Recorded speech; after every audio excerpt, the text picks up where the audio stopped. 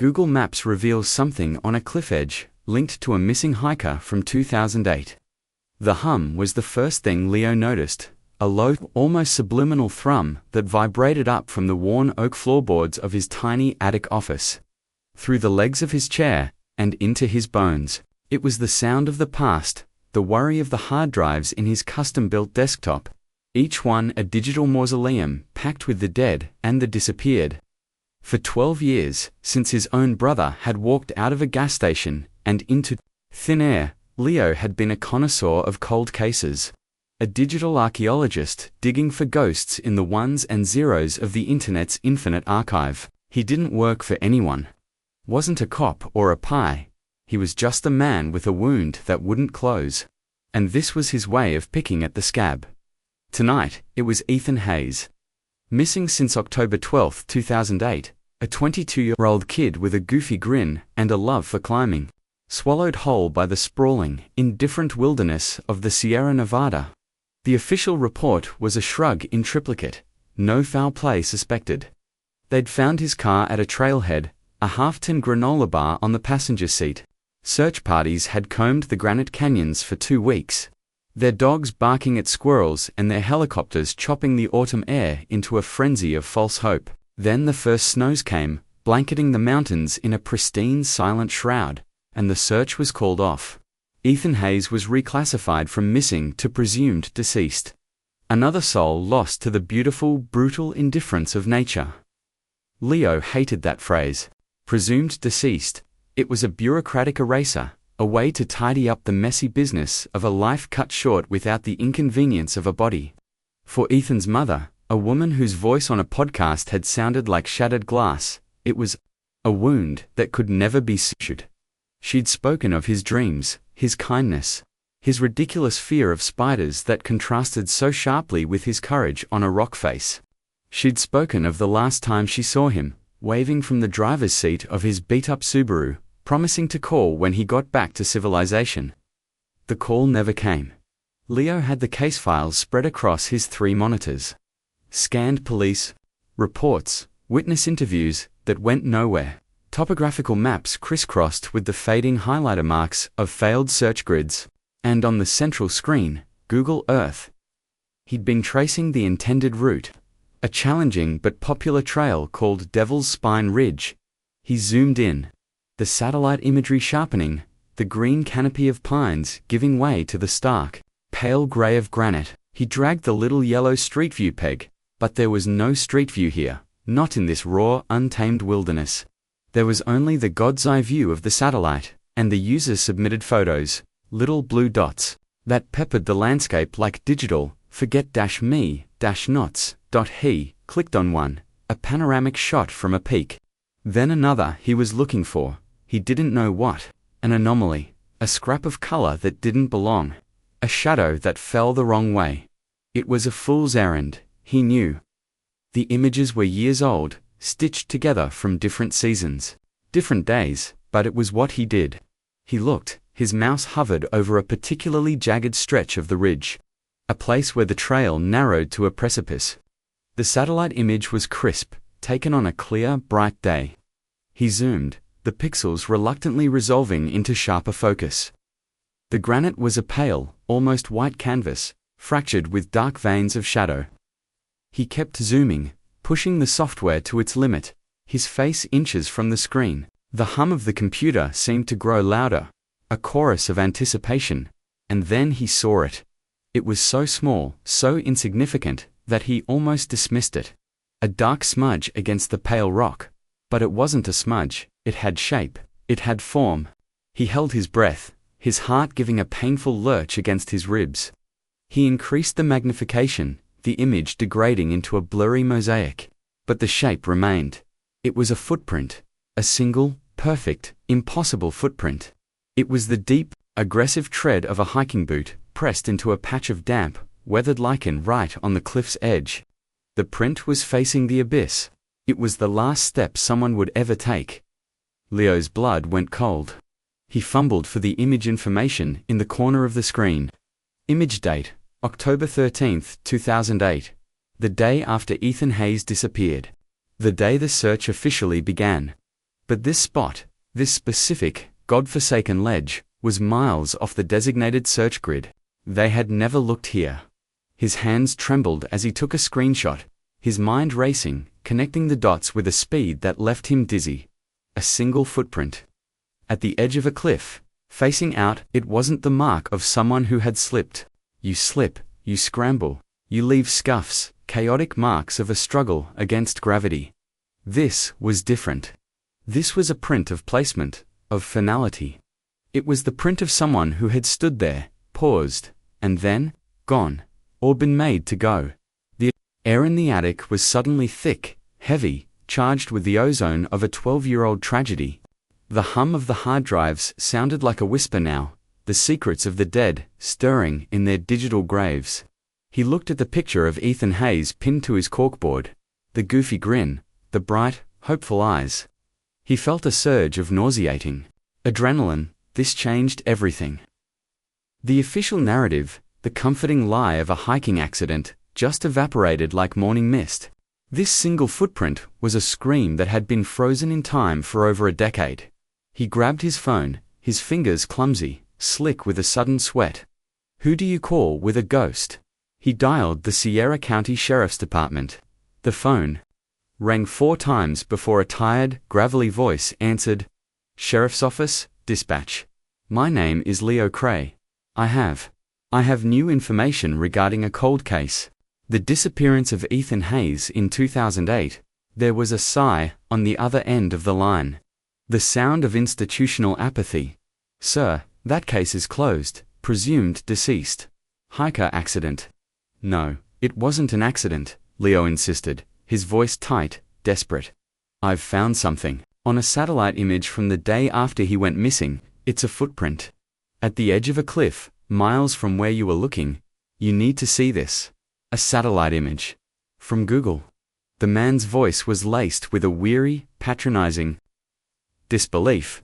Sir, we don't reopen decade-old cases based on some internet thing. People see faces in clouds, you know. This isn't a cloud, Leo shot back, his frustration boiling over. This is physical evidence, frozen in time. It proves he was there. It proves you looked in the wrong place. Look, Mr. Cray, I appreciate your enthusiasm, but our resources are limited. We can't go chasing ghosts on some mountain because of a blurry picture on your computer. If you want to email it to our general inbox, someone will take a look when they have time. The click was loud. Final. Leo stared at his phone, his own reflection, a pale, distorted mask on the dark screen. The injustice of it was a physical blow. They didn't care. It was old. It was complicated. It was easier to leave Ethan Hayes buried under 12 years of paperwork and snow. He felt a kinship with Ethan's mother, the sharp, helpless rage of being dismissed, of knowing a truth that no one in power was willing to hear. He wouldn't let it go. He opened his browser, his fingers flying across the keyboard. He found the website for a Sacramento-based investigative journalist, a woman named Eliza Shapiro who had a reputation for digging up bones the authorities wanted to stay buried. He drafted an email, attaching the screenshot, his words, a torrent of conviction and urgency. He explained the location, the date, the significance. He pleaded with her to look, to just look. He hit send, the small whoosh of the email disappearing into the ether, feeling like a prayer launched into the void. He leaned back, the leather of his chair groaning in protest. The attic was silent again, save for the hum. He stared at the screen, at the lonely footprint on the edge of the world. It was more than a footprint. It was a question. A final, damning question mark left etched on the face of the earth. What happened here? Hours passed. The moon climbed the sky, its pale light filtering through the single grimy window of the attic, casting long, distorted shadows across the room. Leo must have drifted off, his head slumped against his chest, the glow of the monitor's painting, his face in an eerie triptych of blue and white. He was dreaming of falling, a stomach-lurching plunge into a cold, silent abyss. He was jolted awake by a sound. A soft ping from his computer. An email notification. His heart hammered against his ribs. Eliza Shapiro. Already, he scrambled forward, his mouse clicking frantically to open his inbox. The email was not from Elisa. The sender was an anonymous, encrypted address, a random string of letters and numbers. The subject line was blank. His blood ran cold. No one had this email address except for a handful of trusted contacts in the online cold case community. With a trembling hand, he opened it. There was no text, no message, just a single attachment, a JPEG file. He clicked to download it, his breath held tight in his chest. The image loaded, line by agonizing line, a grainy, low-resolution photograph, the world tilted on its axis. The photo was taken on the same cliff edge. The patch of lichen was there. The deep, aggressive tread of the hiking boot was there, a black wound in the green-gray moss. But it wasn't alone. Standing beside the footprint were two men. One was Ethan Hayes. Even in the grainy photo, his profile was unmistakable, the sharp jawline, the curly hair escaping from under a beanie. He was looking away, towards the vast, empty expanse of the canyon. His posture was stiff, unnatural. And next to him, slightly behind him, was the other man. His face was lost in the deep shadow cast by the afternoon sun, a featureless void, but his hand was visible. It was resting on the small of Ethan's back. Not a friendly gesture, not a supportive touch. It was a placement of pressure. A firm, deliberate, undeniable push. Leo felt the air leave his lungs in a ragged gasp. His stomach churned, a nauseous cocktail of terror and revelation. This wasn't a picture of a man admiring the view. This was a picture of the last second of a man's life. The static image on his screen was no longer a clue. It was a confession. It was an execution. He stared, mesmerized and horrified, at the shadowy figure. Who was he? Why? The questions swirled in the silent attic, vast and terrifying. The botched investigation, the dismissive cop, the lost years, it all coalesced into a monstrous conspiracy of silence. Ethan Hayes didn't fall. He was pushed. And someone, somewhere, had a photograph of his murder. Who had sent this? A witness. The killer himself, playing some sick, twisted game. The anonymity of the email was a taunt. A ghost in the machine reaching out from a 12-year-old grave. Leo felt a profound, chilling certainty settle over him. He had stumbled into something far darker than a cold case. He had knocked on a tomb, and something inside had just knocked back. The hum of the computer no longer sounded like a whisper. It sounded like a warning. He was no longer just an observer, a digital archaeologist safe behind his screen. He was part of the story now. The footprint on the cliff was his, too. He was standing on the edge, and the abyss was looking back. The silence of the attic pressed in, no longer a comfort, but a threat. Heavy with the weight of what he now knew, and the terrifying uncertainty of what the shadowy figure in the photograph would do to keep the secret buried. He saved the image, his hand shaking so badly he could barely control the mouse. He named the file, Devil's Spine, because he knew, with a certainty that chilled him to the marrow, that he was looking at a picture of pure, unadulterated evil, and it had just invited him to dance. He stood up, his legs unsteady, and walked to the window. The suburban street below was quiet, sleeping under a blanket of orange streetlights. A car passed, its headlights sweeping across the neat lawns and picket fences. It was a world of order, of safety, of comforting illusions. A world that had no idea about the secrets hidden in the high, lonely places. A world that had no idea about the photograph sitting on his hard drive, a digital time bomb ticking down to zero. He was holding the truth, a truth that had been silenced for 12 years, and he had no idea what to do with it. Reporting it had failed. Sharing it felt like a death sentence. The anonymous sender had made him a custodian of this terrible secret, a witness after the fact. He looked back at the screen, at the shadowy figure pushing a young man into eternity. The power imbalance was absolute. The figure had the power of violence, of anonymity. Leo had only the power of a single, horrifying image.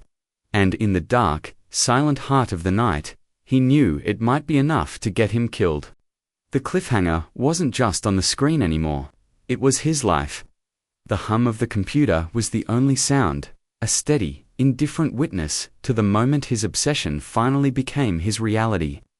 The ghost of Ethan Hayes was no longer just a file on his computer, it was in the room with him, and it was asking for justice, no matter the cost. And Leo, staring into the digital abyss, knew he was going to have to pay it.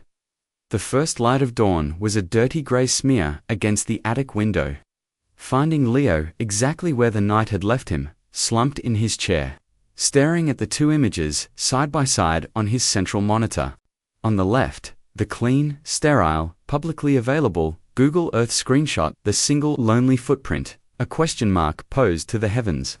On the right, the grainy clandestine photograph from the anonymous sender, the answer, a brutal, soul-shattering exclamation point.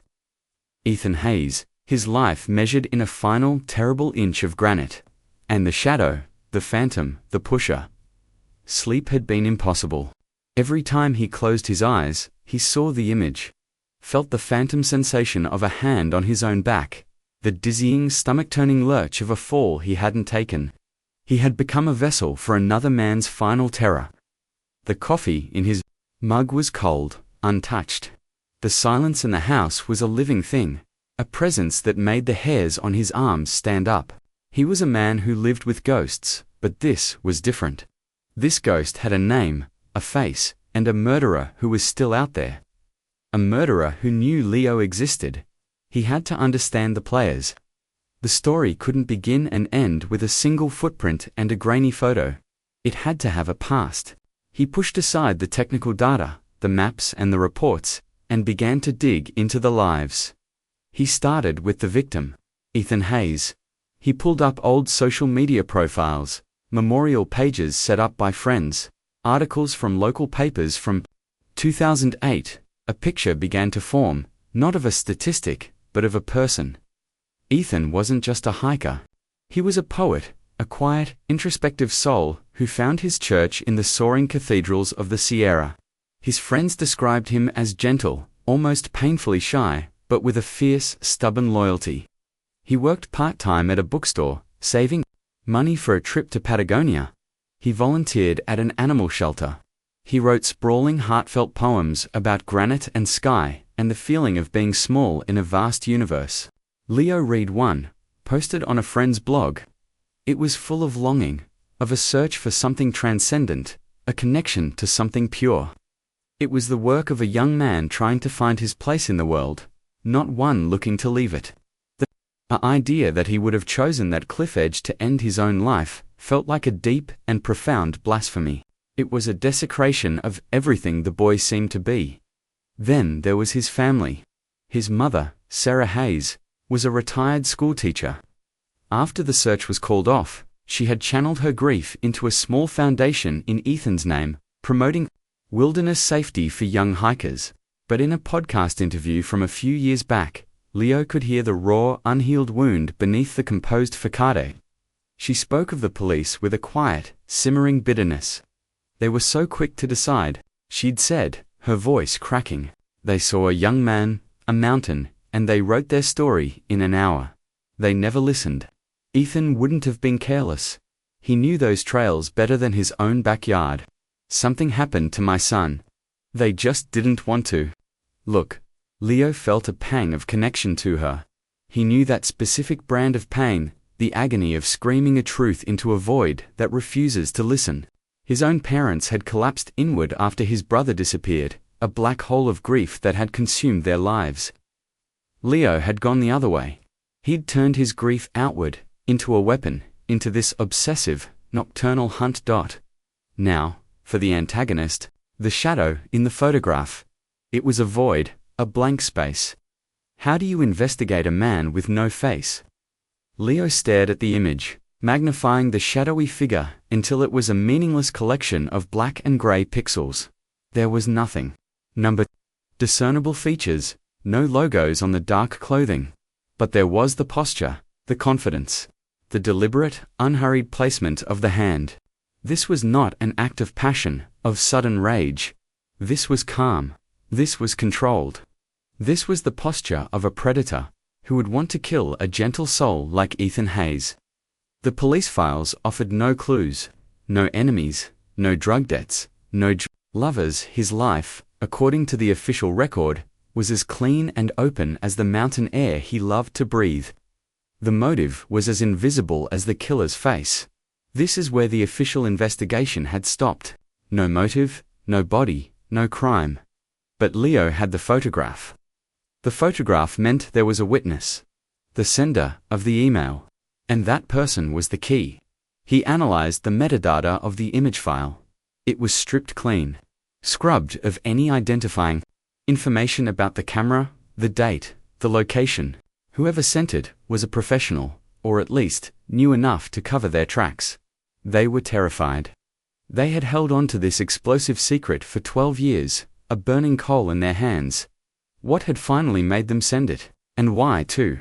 Himi scanned the forums again, the cold case websites where he was a known, if enigmatic, presence.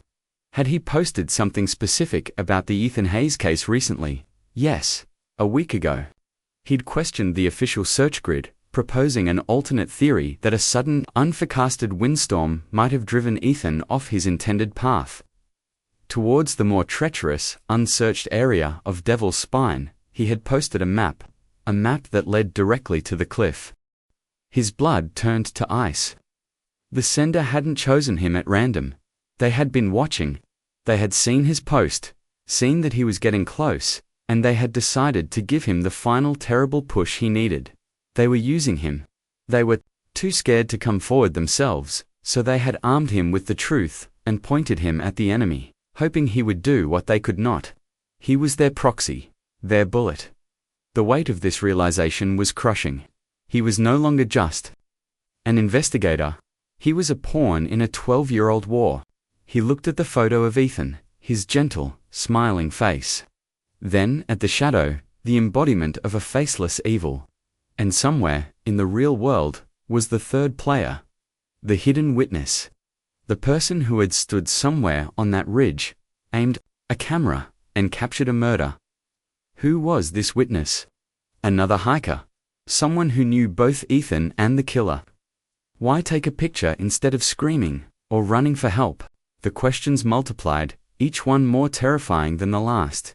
He imagined the scene. The bright, cold autumn air. The vast silence of the wilderness. The sound of two voices, maybe arguing. And a third person, hidden, heart-pounding, camera, shaking, documenting a crime they were too afraid to stop. He needed to find them. He needed to understand their fear. He went back to the original witness statements, the dry, formulaic reports from 2008. Most were useless people who had seen Ethan's car at the trailhead. A hiker who thought he might have passed him early in the day, but one name stood out. A man named Ben Carter. His statement was brief, almost curt. He'd been hiking a parallel trail that day and had seen two men on the distant ridge of Devil's Spine around the time Ethan was believed to have been there.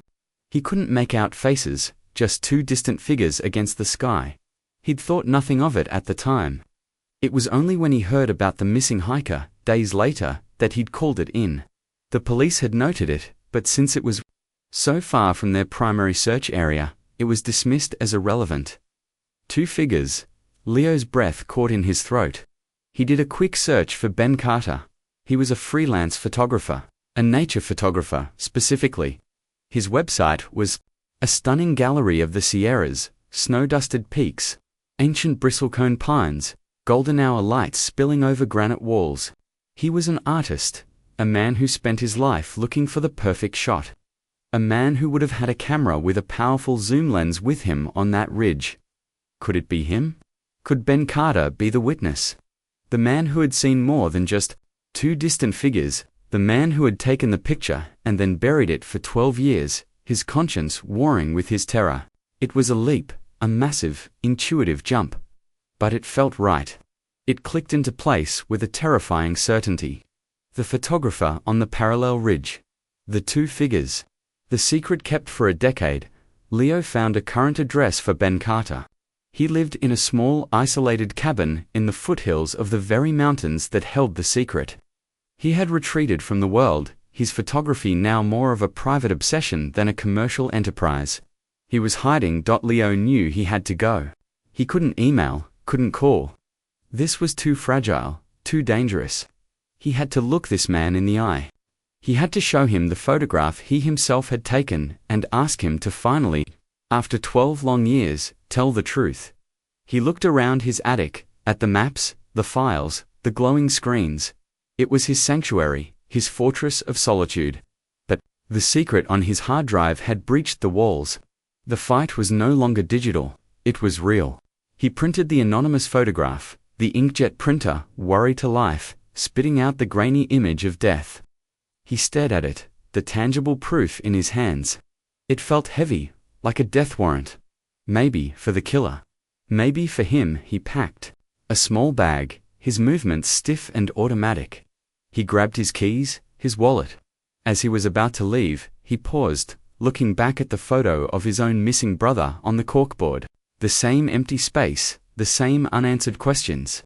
He was doing for Ethan what no one had been able to do for his brother. He was refusing to let the silence win. The drive to the foothills was 4 hours of mounting tension. The city gave way. To suburbs, then to farmland, then finally to the winding 2-lane roads that snaked up into the mountains. The air grew cooler, cleaner, scented with pine and dust. It was beautiful, but Leo felt no peace. He saw the beauty, but he also saw the darkness it could hide. Every jagged peak, every deep canyon, was a potential grave. Ben Carter's cabin was even more isolated than he'd imagined, set at the end of a long, rutted dirt road. It was small, made of dark, weathered wood, with a porch that looked out over a vast, silent valley. A plume of smoke curled from a stone chimney. Leo parked his car, the sound of the engine dying replaced by the rustle of wind in the tall pines. He got out, the printed photograph in his jacket pocket, a cold, hard square against his chest. He walked up the stone path to the front door. He could feel his heart hammering, a frantic drum against the backdrop of the wilderness's immense quiet. He was about to confront a man who had held a murder in his memory for over a decade. He was about to step into the heart of the story. He raised his hand and knocked. The sound was unnaturally loud in the silence. For a long moment, nothing happened. Then, he heard a shuffling sound from within. A bolt was drawn, and the door creaked open a few inches. A man's face appeared in the gap. He looked older than his photos, his face a roadmap of worry, his eyes haunted and fearful. It was Ben Carter. He peered at Leo with the wary, startled look of a deer about to bolt. "Can I help you?" His voice was hoarse, unused. Leo's own voice was steady, colder than he expected. "My name is Leo Cray. I think you and I need to talk. It's about a photograph you took in October of 2008, on Devil's Spine Ridge." The blood drained from Ben Carter's face. The last vestiges of his composure crumbled, leaving behind a raw, naked terror. His eyes darted past Leo, scanning the trees as if expecting the shadow from the photograph to emerge from them. He knew, of course, he knew. His silence was a confession. I don't know what you're talking about," he stammered, his hand trembling on the edge of the door. Leo didn't flinch. He slowly reached into his pocket and pulled out the folded photograph. He held it up for Carter to see. "I'm talking about this one." Ben Carter's eyes fixed on the image. A sound escaped his throat, a choked guttural sob of pure, unadulterated fear. He stared at the picture of Ethan Hayes' last moment, a ghost from his own memory, now held in a stranger's hand. The dam of his 12-year silence didn't just crack, it shattered into a million pieces. His face, contorted with a grief and terror that seemed ancient, was the face of the hidden witness. And in that moment, Leo knew that the story was far more twisted and dangerous than he could ever have imagined. Ben Carter wasn't just afraid of the killer. He was afraid of something else, something that had kept him silent, a prisoner in his own cabin, for all these years. The second piece of the puzzle had just slammed into place, and it was jagged, and it was bleeding. Ben Carter stumbled back from the door, his face a mask of ashen horror. He looked at the photograph in Leo's hand not as a clue, but as a curse. "That had finally found him. Who sent you?" he whispered, his voice a dry rasp of terror. Was it him? Did he send you? I don't know who he is, Leo said, stepping across the threshold into the cabin's dim, cluttered interior. The air inside was thick with the smell of wood smoke, turpentine, and something else, the stale, suffocating scent of fear. Canvases were stacked against the walls, some covered in cloths, others turned to face the wood panels, hiding their images from the world. I got this anonymously. After I started looking into Ethan Hayes' disappearance. After I pinpointed Devil's Spine. Ben's eyes were wide, darting around the room as if the killer might materialize from the shadows. You don't understand, he stammered, wringing his hands, his knuckles white. You've just painted a target on your back. On both our backs. You should have left it alone. You should have deleted the email and walked away. A 22-year-old boy was pushed off a cliff, Leo said, his voice low and intense. His mother has spent 12 years not knowing why. I'm not walking away, and neither are you, not anymore. He placed the photograph on a small dusty table between them. It lay there, face up, a silent accusation. Tell me what happened, Ben. Tell me who he is. Ben stared at the image, his breathing shallow and ragged. He looked like a man on the verge of collapse. He sank into a worn armchair, his head in his hands. The story, when it finally came, was a torrent, a confession that had been dammed up for more than a decade, poisoning him from the inside out. I was there, he began, his voice muffled by his hands. Not on the same ridge. I was on the opposite side of the canyon, about a half-mile away. I was trying to get a shot of a peregrine falcon I'd seen nesting in the cliffs. I had my telephoto lens on, it's like a telescope. He looked up, his eyes pleading for understanding. I was scanning the cliffs, and I saw them. Two figures. I thought they were just hikers. I almost didn't pay them any mind. He swallowed hard, his Adam's apple bobbing. But something was wrong. Their body language. One of them, the younger one, Ethan.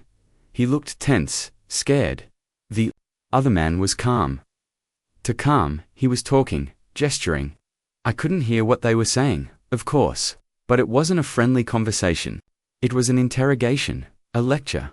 The older man was dominant, predatory. Leo leaned forward, his entire being focused on Ben's words. Did you recognize the other man? Ben let out a short, bitter laugh that sounded like a sob. Oh, I recognized him. That's the problem. That's why I've been hiding in this damn cabin for 12 years. That's why I couldn't go to the police. He finally looked Leo straight in the eye, and the name he spoke landed in the silent room with the force of a physical blow. It was Sheriff Masterson. Leo froze. Sheriff David Masterson. The man who had personally overseen the failed search for Ethan Hayes. The man whose signature was on the bottom of the report that declared it an accident. The man who had built a career, a sterling reputation, on being the steadfast, honest lawman of Sierra County. It was impossible. It was insane. Masterson, Leo repeated, his mind reeling. The sheriff. He wasn't the sheriff then, Ben clarified, his voice trembling with a renewed wave of fear. He was just a deputy. But he was ambitious, charismatic. Everyone's golden boy, the future of the department. He was a pillar of the community. And he was a monster. The scene Ben described was a slow-motion nightmare. He had watched through his lens as Deputy Masterson talked to Ethan, his hand occasionally resting on the boy's shoulder in a gesture that looked friendly from a distance but was charged with menace up close. Ethan kept trying to turn back, to leave, but Masterson would gently, firmly, guide him back toward the cliff's edge. I didn't know what I was seeing, not at first, Ben confessed, his face slick with sweat. I thought it was strange, so I kept shooting. It's what I do. I document things. I took a dozen photos, maybe more, and then I saw it happen. His voice dropped to a whisper. Masterson put his hand on Ethan's back. He said something. Ethan's whole body went rigid. And then Masterson just pushed. It wasn't a big dramatic shove. It was a simple, efficient, almost casual movement. Like pushing a chess piece off a board. Ethan. He didn't even scream, he just went over. 1 second he was there, a silhouette, against the sky, and the next, he was just gone. The emptiness he left behind was the loudest thing I've ever heard. Leo felt a wave of nausea. He could see it, the casual cruelty of it, the absolute power imbalance. A boy poet and a killer with a badge. I should have done something, Ben choked out, tears finally streaming down his face. I should have yelled, fired a shot in the air. But I was frozen, paralyzed. I was a mile away, and I had just watched a cop murder a civilian. What was I supposed to do? Run down the mountain and report it to his colleagues? Report it to the very department where he was the rising star? They would have crushed me. The photo would have disappeared. I would have disappeared. His fear was palpable, rational. It was the terror of a powerless man against a corrupt system. Masterson had all the power. He could control the investigation, write the narrative, bury the evidence. And he had.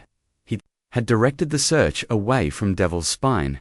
He had interviewed witnesses himself, steering them away from anything inconvenient. He had personally delivered the presumed deceased verdict to Sarah Hayes, his face a mask of practiced sympathy. So you ran, Leo said. It wasn't an accusation, just a statement of fact. I ran, Ben admitted, his voice thick with self-loathing. I went home, and I locked the door. I downloaded the photos, and I stared at them until I wanted to vomit. I saw Masterson's face, clear as day in some of them. And I knew my life was over. I quit my job, sold my house in the city, and moved up here, off the grid. I buried the photos on a hard drive and buried myself with them. Then why send the email? Leo asked, his voice soft. After 12 years, why send it to me? Because of you, Ben said, pointing a trembling finger at Leo. Because of your post on the forum. You were getting too close. I saw your map, your theory about the wind. I knew you were going to find that footprint, and I knew what Masterson would do to anyone who started digging around his private graveyard. He's not just a deputy anymore. He's the most powerful man in the county. He has eyes and ears everywhere, I thought. I thought if I sent you the proof, anonymously, you could take it to someone outside his jurisdiction. The FBI, the state police, someone he couldn't control. I was trying to protect you. And I was trying to finally get this poison out of my soul before it killed me. The irony was crushing. In his attempt to protect Leo, he had led him right to his door, right into the center of the storm. And now, Masterson's cruelty was escalating beyond a single, decode murder. He was still out there, wrapped in the authority of his office. A wolf guarding the sheep. The injustice of it was a physical weight, pressing down on Leo, stealing the air from the small cabin. Masterson hadn't just killed Ethan. He had tortured his mother with a lie for 12 years. He had turned Ben Carter into a hermit, a prisoner of his own conscience. He had desecrated the badge he wore, turning it from a symbol of protection into a tool of predatory evil. He's gotten bolder, Ben whispered, as if reading Leo's thoughts. More arrogant. About a year ago, a young woman, a journalist from the city, started asking questions about some financial irregularities in the department. Land deals, seized assets that just vanished. She was smart, tenacious. She was getting close to something. What happened to her? Leo asked, though he already knew the answer. She went for a hike, Ben said, his eyes dark with a terrible certainty. Up near Donner Pass, they found her car. Never found her. The official story was that she got lost. Another victim of the mountains. Masterson led the press conference.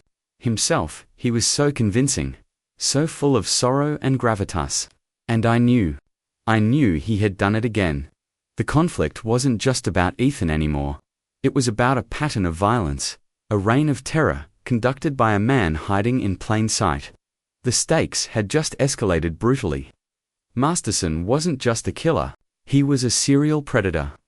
Using his power and the wilderness itself as his accomplices, Leo felt a cold, hard resolve crystallize in his chest. This was bigger than him, bigger than Ben.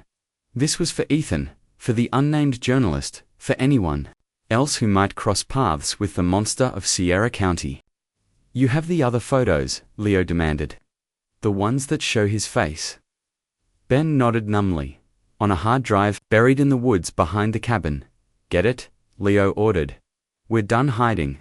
As Ben went to retrieve the drive, a sudden, sharp sound cut through the air, the crunch of tires on the dirt road outside.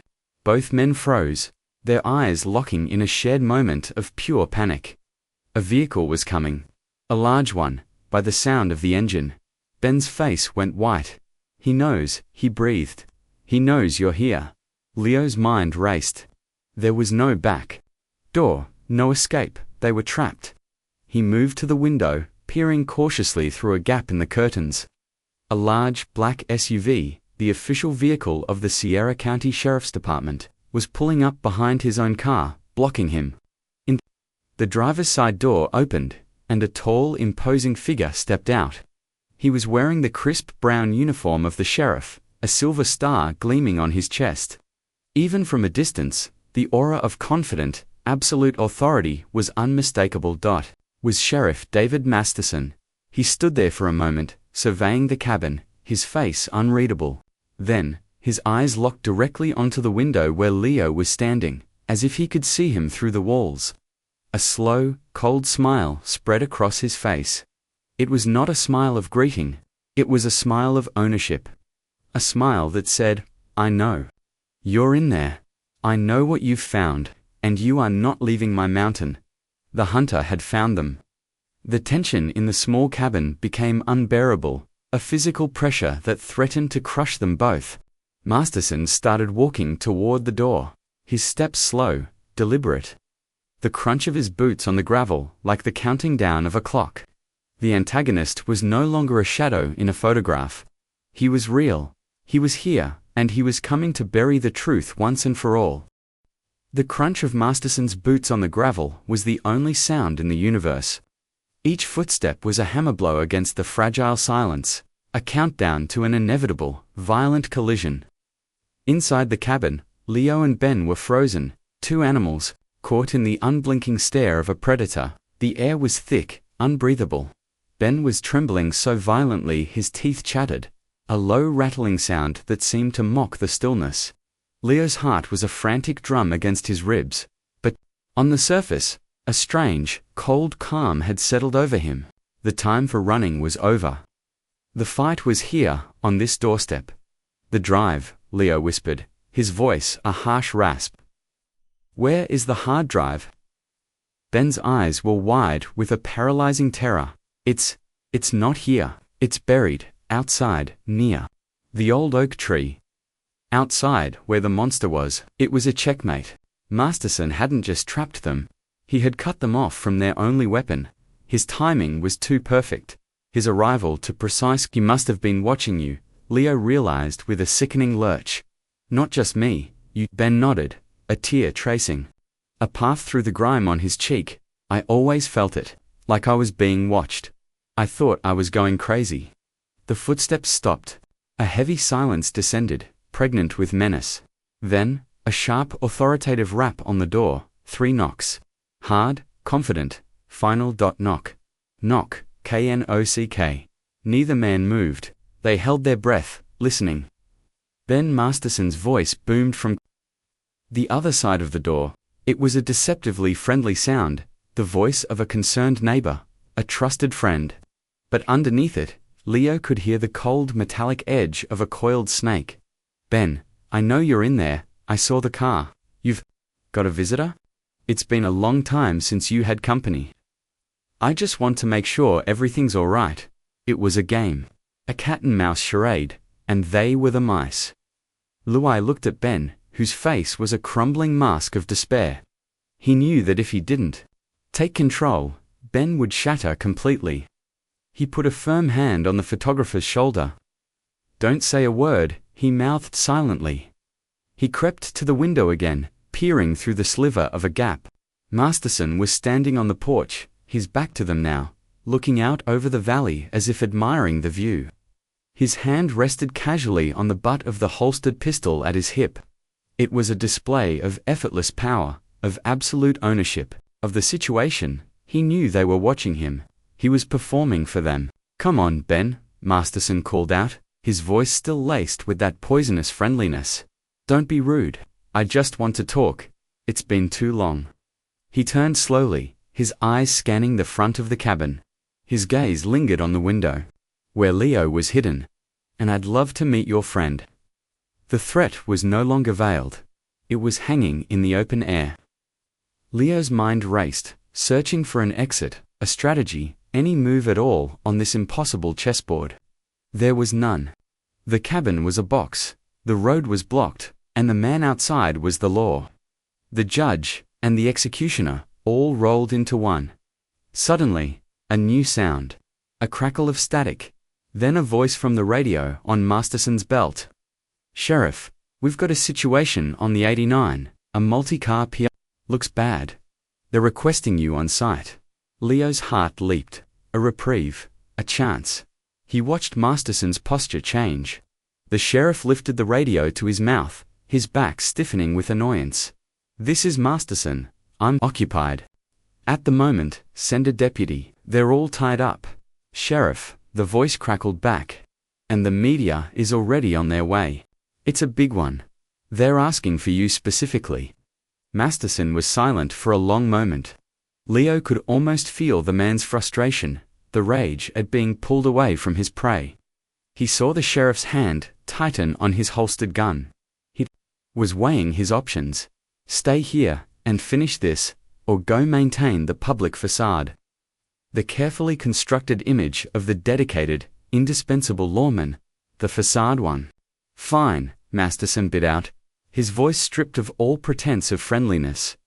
"I'm on my way." He turned back to the cabin door, his face a thunderous mask of fury. He pointed a single thick finger at the door. "We are not done here, Ben," he snarled, his voice low and guttural, meant only for them to hear. "This conversation is just on pause." He strode back to his SUV, the gravel crunching angrily under his boots. He didn't look back. He climbed in, slammed the door, and reversed down the driveway with a spray of dirt and rocks. The sound of his engine faded, leaving behind a silence that was even more terrifying than the noise. Leo and Ben stood frozen for a full minute, listening, waiting. The reprieve felt unreal, a temporary stay of execution. "We have to go, now," Leo said, the words breaking the spell. "The drive, we have to get the hard drive and get out of here before he comes back." The terror had galvanized Ben. He nodded, his eyes wild but focused. "I know where it is. It's in a waterproof case, buried under a rock can. It'll take me 5 minutes. "There's no time," Leo said, his mind already 3 steps ahead. "He'll be back, or he'll send one of his deputies, one he trusts, to watch the place. We have one chance. You get the drive, I'll create a diversion." "A diversion? What kind of diversion?" Leo looked at Ben's collection of canvases, stacked against the wall. "You said you were a photographer. You must have equipment. Flash powder, anything flammable." Ben's eyes lit up with a spark of understanding. "My old darkroom chemicals. Some of them are highly combustible if you mix them." "Perfect," Leo said, a desperate high-stakes plan forming in his mind. "We're going to give Sheriff Masterson something else to worry about. We're going to burn this prison to the ground." The next 10 minutes were a blur of frantic, purposeful activity. Ben, his hands shaking but his movements sure, retrieved several canisters of chemicals from a locked footlocker. He mixed them in a metal bucket, creating a volatile sludgy concoction. Meanwhile, Leo gathered the canvases, dousing them and the cabin's dry wooden walls with turpentine. The air grew thick with acrid fumes, a toxic cocktail of art and accelerant. "When I light this, you run," Leo instructed, his voice low and urgent. "You run straight for the oak tree, you get that drive, and you don't stop running until you hit the main road. Don't look back. Don't wait for me. Just go." "What about you?" Ben asked, his face pale with worry. "I'll be right behind you," Leo lied. He knew only one of them needed to get out with the evidence. He was the diversion. The disposable pawn. It was a role he accepted with a grim final clarity. This was for his brother, For Ethan, for the truth, they stood at the back door of the cabin, the bucket of chemicals between them. Leo held a book of matches. He could hear the wind in the pines, the distant cry of a hawk. It was the sound of a world that was about to change forever. Ready? Leo asked. Ben nodded, his jaw set. He clutched a small, empty backpack to his chest. Go, Leo said. He struck a match. The small flame sputtered to life, a tiny star of hope in the suffocating darkness of the cabin. He tossed it into the bucket. The eruption was instantaneous. A whoosh of incandescent orange light, a wave of heat that threw him back against the wall. The flames roared to life, a hungry, ravenous beast, licking at the turpentine-soaked canvases, climbing the walls with an impossible speed. Black, oily smoke filled the room, choking him, blinding him. Through the roaring inferno, he saw Ben wrench the back door open and sprint out into the woods, a desperate fleeing silhouette against the sudden violent light. Leo stumbled after him, his lungs on fire, his eyes streaming. He burst out into the clean cold air, gasping, his ears ringing from the roar of the fire. The cabin was already an impossibly bright funeral pyre, a beacon of defiance against the darkening sky. He didn't look back. He plunged into the woods, following the path Ben had taken, his feet slipping on pine needles, branches whipping at his face. He could hear sirens in the distance, growing closer. The fire would bring every emergency service in the county. Masterson would be forced to come here, his attention diverted from the hunt. Drawn to the spectacle of the blaze, Leo ran, his body screaming in protest, his mind focused on a single image: Ben, digging frantically at the base of an old oak tree, retrieving a small black hard drive. He had to get to him. He had to get the evidence. He broke through a line of trees and saw him. Ben was there, on his knees, dirt flying as he clawed at the earth. He pulled a small pelican case from a shallow hole, clutching it to his chest. Like a holy relic, he looked up at Leo, his face illuminated by the hellish glow of the burning cabin. A look of triumphant, desperate relief on his face. I got it, he yelled over the roar of the flames and the wail of the sirens. But they weren't alone. A figure stepped out from behind the trunk of the oak tree. It was a man in a deputy's uniform, but it wasn't Masterson. He was younger, leaner, with cold, dead eyes that seemed to absorb the light. He held a pistol, and it was leveled directly at Ben's chest. Drop it, the deputy said, his voice flat, devoid of emotion. Ben froze, his face a canvas of fresh horror. The relief evaporated, replaced by the cold, hard certainty of death. Leo didn't think, he acted. He let out a raw, guttural yell and charged. Not at the deputy, but at Ben. He slammed into the smaller man, knocking him to the ground, sending the precious hard drive skittering across the forest floor. The gunshot was deafening. It ripped through the air, a sound that tore a hole in the world. Leo felt a white-hot, searing pain explode in his shoulder. The force of it spun him around, and he collapsed to the ground, his vision tunneling, the world dissolving into a blur of firelight and shadows. He lay on the cold, damp earth, the smell of gunpowder and pine filling his nostrils. He could see the deputy advancing, his gun now pointed at Leo's head. He could see Ben scrambling for the hard drive, his fingers closing around it. He could see the flames of the cabin reaching for the sky, a desperate signal that no one understood. And then, another sound. A voice, sharp and female, cutting through the chaos. Drop the weapon, state police, drop it, now. The deputy froze, his head whipping around. Standing at the edge of the woods were two figures in the dark blue uniforms of the state police, weapons drawn, and standing between them, her face grim and determined, her phone held up as if recording, was the investigative journalist. Eliza Shapiro. She had gotten his email. She had come. The plot had just twisted, the stakes shifting from a private war to a public confrontation. The hidden clue wasn't a diary or a recording. It was him. It was Leo. His desperate email, his reckless charge into the fire, had brought the cavalry. The deputy was caught, the hard drive was secure, and the whole sordid conspiracy was about to be dragged, kicking and screaming, into the light. Leo felt a wave of dizziness, the darkness closing in at the edges of his vision. His last conscious thought was of the look on the deputy's face, the look of a cornered rat, the look of a conspiracy unraveling in real time. The fire roared, the sirens screamed, and the cinematic payoff was about to begin. The world came back to Leo in fragments, a mosaic of pain and sound. The sterile, antiseptic smell of a hospital, the rhythmic, insistent beep of a machine by his bed, the dull, throbbing ache in his left shoulder, a constant, grinding reminder of the gunshot. He opened his eyes, the fluorescent lights of the ceiling, searingly bright. Aliza Shapiro was sitting in a chair by his bed, her expression a mixture of concern and professional intensity. Her phone was on the nightstand, no longer recording. "Welcome back," she said, her voice calm and steady. "You've been out for about 6 hours. The doctors said the bullet went clean through. You were lucky." "Lucky," Leo croaked, his throat dry and raw.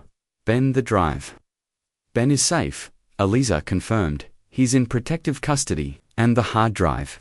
"Leo, the hard drive is a bombshell. It's everything Ben said it was, and more. High-resolution, time-stamped photos of the murder. Clear shots of Masterson's face. Audio recordings Ben made in the days following, documenting his own fear, naming Masterson. It's an airtight case." A wave of relief washed over Leo, so powerful it almost made him pass out again. It was real, they had done it. "The deputy, asked Deputy Ryan Evans," Aliza said, her eyes hardening. "Masterson's loyal pit bull. He's singing like a canary, trying to cut a deal. He's confessed to being the lookout when Masterson killed the journalist, the one who disappeared last year. Her name was Chloe Webb. Evans told them where the body is buried. They're recovering it as we speak." The sheer monstrous scale of Masterson's evil was still hard to comprehend. He hadn't just been a killer, he had been a king, ruling his own private blood-soaked fiefdom. "And Masterson?" Leo asked, the name tasting like poison.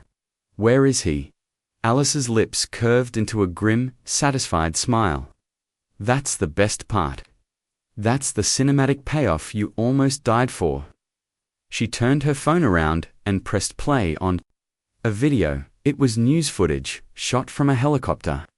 The scene was the Sierra County Courthouse, a grand old building of granite and marble. A crowd was gathered on the steps, a buzzing hive of reporters, camera crews, and curious townspeople. A motorcade of dark state police vehicles pulled up, sirens silent. The back door of the lead vehicle opened. 2 state troopers emerged, pulling a handcuffed man out with them. It was Sheriff David Masterson. His uniform was rumpled, the silver star gone from his chest. His face, usually so composed and confident, was a mask of disbelief and incandescent rage. He looked like a fallen god, bewildered by his own mortality. As the troopers hauled him up the courthouse steps, a woman broke through the police line. She was older, with graying hair and eyes that held 12 years of unspeakable pain. It was Sarah Hayes, Ethan's mother.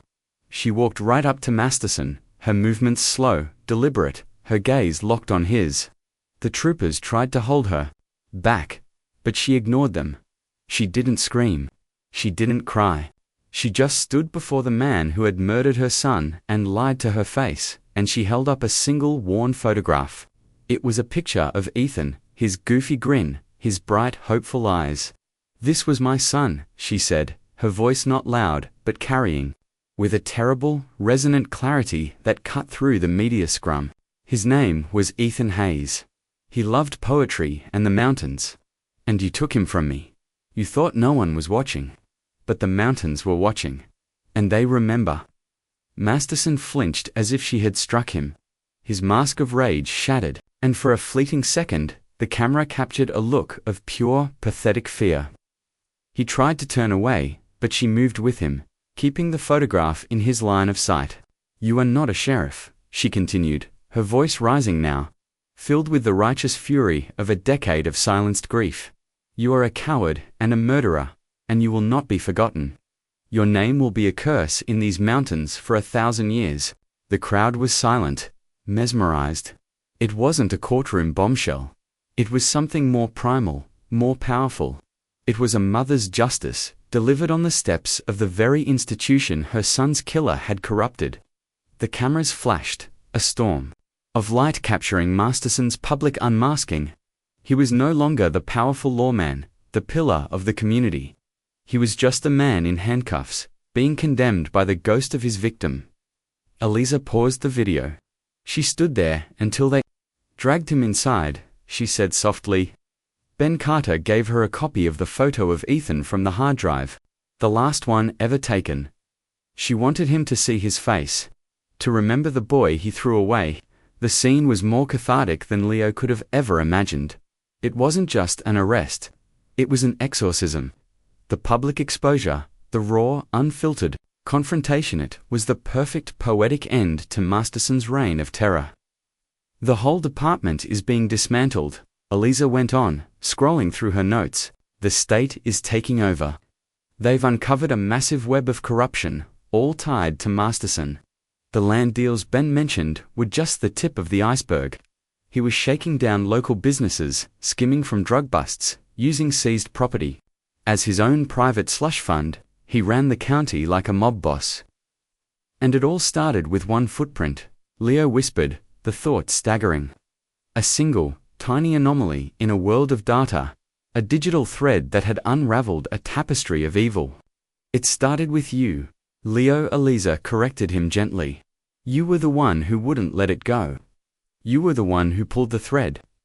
The door to the hospital room opened, and a state trooper leaned in. He's ready to see you now. Eliza stood up. Ben's here. He wanted to thank you. Ben Carter walked in. He looked like a different man. The haunted, terrified look in his eyes was gone, replaced by a quiet, fragile peace. He was no longer a prisoner. He walked over to Leo's bed, his hands clasped in front of him. I don't know what to say, Ben began, his voice thick with emotion. You saved my life. You gave me my life back. You saved mine, too, Leo said, gesturing toward the door. If you hadn't sent that email, we saved each other, Ben said, a small smile touching his lips. And we gave Ethan his justice. Sarah Hayes asked me to give you this. He handed Leo a small folded piece of paper. Leo carefully opened it. It was a handwritten note. Mr. Cray, there are no words in the world to thank you for what you have done. You gave me back the truth. You gave my son his name back. He was not an accident. He was a beautiful boy who was stolen from the world. Thank you for not believing the lies. Thank you for listening to the mountains. With eternal gratitude. Sarah Hayes' tears welled in Leo's eyes as he read the note. The pain in his shoulder seemed to fade, replaced by a profound, aching sense of completion. The ghosts he had been chasing for so long were finally, blessedly, quiet. The public arrest, the unmasking of the killer, the mother's powerful condemnation. It was the explosive, shocking, and deeply cathartic end to a story that had begun with a silent scream from the edge of a cliff. The viral moment wasn't just Masterson's downfall. It was Sarah Hayes' reclamation of the truth, a testament to a mother's love that had outlasted the lies of a powerful man. And Leo, the digital archaeologist, had been the unlikely catalyst for it all, a quiet man in an attic who had brought down a king. The first snow of the season was falling, thick, silent flakes dusting the granite peaks of the Sierra Nevada. It was a year later. Leo stood on the edge of the cliff, on Devil's Spine Ridge. The air cold and sharp in his lungs. The scar on his shoulder was a dull ache, a permanent souvenir of his journey into the dark heart of Sierra County. He was no longer a digital ghost hunter, confined to the blue glow of his monitors.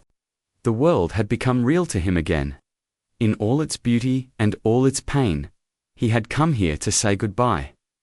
After the trial, after Masterson and his cronies were sentenced to life without parole, the story had faded from the headlines, as all stories do.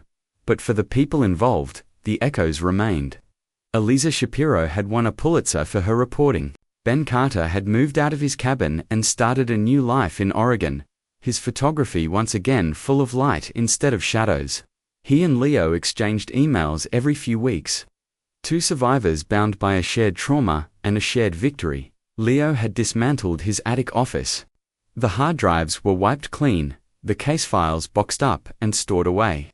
He still grieved for his brother, but the obsession, the frantic, all-consuming need to solve the mysteries of the dead, had subsided. He had found a measure of peace. Not in finding his own brother, but in finding justice for someone else's son. He looked down at the spot where the footprint had been. The lichen was still there, a patch of grey-green on the pale rock. There was no trace of the boot print now, washed away by a year of rain and snow. It existed only in photographs and memories, a ghost of a clue that had changed everything. He wasn't alone. A few feet away, Sarah Hayes stood beside him, her arm linked through his. She had invited him here, to this place of profound sorrow and ultimate vindication. She had been hesitant at first, afraid of the memories the place held. But she knew she had to come. "I used to hate these mountains," she said softly, her breath misting in the cold air. "I thought they had stolen him from me, but they didn't. He did." She didn't need to say Masterson's name. He was a shadow that no longer had power over them. The mountains were just the witness. They held his secret for him until someone was ready to listen. She reached into her bag and pulled out a small flat stone she had carried from the riverbed. Below, in her neat schoolteacher's handwriting, she had written on it with a permanent marker, "Ethan Hayes, 198620008. He loved the view from here." She knelt down and placed the stone on the ledge, right where the footprint had been. It wasn't a grave marker, it was a reclamation, a final quiet act of defiance against the violence that had happened here. It was a way of giving the place back to her son, of overwriting the memory of his murder with the memory of his love. For the wild beauty of the world, they stood in silence for a long time, watching the snowfall, each flake a tiny white shroud covering the scars of the past. There was no grand sense of triumph, no feeling of a clean and perfect victory. There was only a quiet, bittersweet healing. The cost of the truth had been immense: a life lost, another life ruined by fear, a man nearly killed. The wound would never fully disappear. The scar on Leo's shoulder would always ache when the weather turned cold. Sarah Hayes would always carry the void left by her son's absence. But here, on the edge of the world, there was also a sense of peace. The truth was out. The monster was caged. And a mother had been able to write her son's name in a place of horror and turn it back into a place of love. As the snow began to fall harder, they turned to leave. Leo glanced back one last time at the small inscribed stone. It was already half covered in white, a tiny, resilient mark against the vast, indifferent landscape. It was a testament to the fact that even the deepest, darkest secrets can eventually be brought to light. That even the faintest of cries can eventually be heard.